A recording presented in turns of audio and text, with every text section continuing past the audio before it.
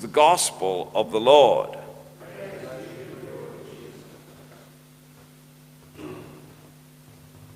St. Jane Frances de Chantal shone in many walks of life.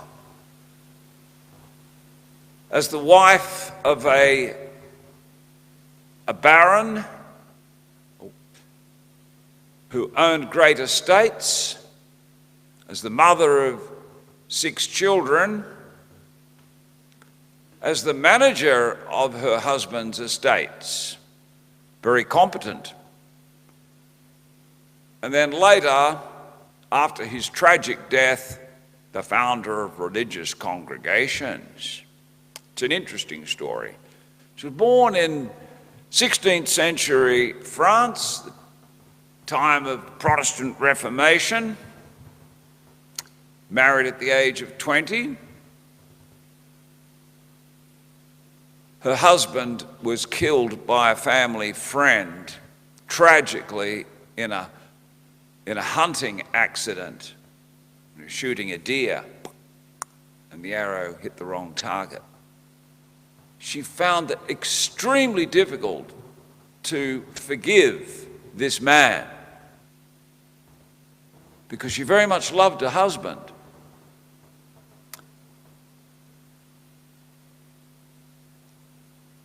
One Lent, she heard a bishop preaching.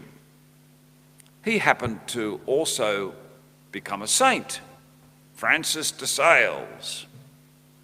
He was preaching about forgiveness.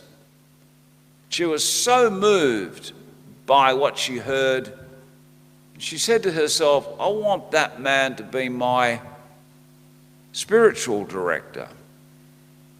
So began a fruitful partnership between St. Francis de Sales and St. Jane Frances de Chantal. We saw Julian Tennyson Woods, Mary MacKillop, Francis and Claire, and today Francis de Sales and Jane Frances de Chantal. She went on to found religious congregations for widows. Now, many women were widowed early in life. Tragedies such as occurred to her, but then there were those knights that went off to fight battles and died. So many violent accidents occurred that women were bereaved early in life. Paul spoke about the order of widowhood and how much good widows could do in the church. Ding, light bulb moment for Francis and Jane. There's a great opportunity here. A lot of women would love to be able to take up religious life as a second vocation. But the religious congregations didn't want them because they couldn't mould them or form them quite so easily when they were older, a bit more settled in their ways. So they set up a kind of congregation where there was a combination of structured life, but they weren't entirely enclosed. So they were able to go out into the world and do great works of charity amongst the poor.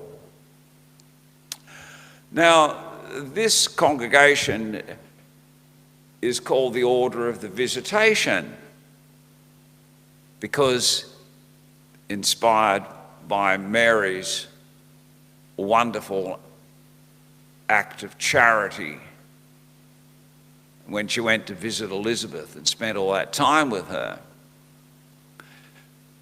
taking that as their inspiration. So today we can pray for the nuns of the Visitation congregation and to thank God for the wonders that he works when he raises up generous men and women who voluntarily embrace celibacy. In this case, she found herself that alone, the death of her husband, but made that into a new vocation.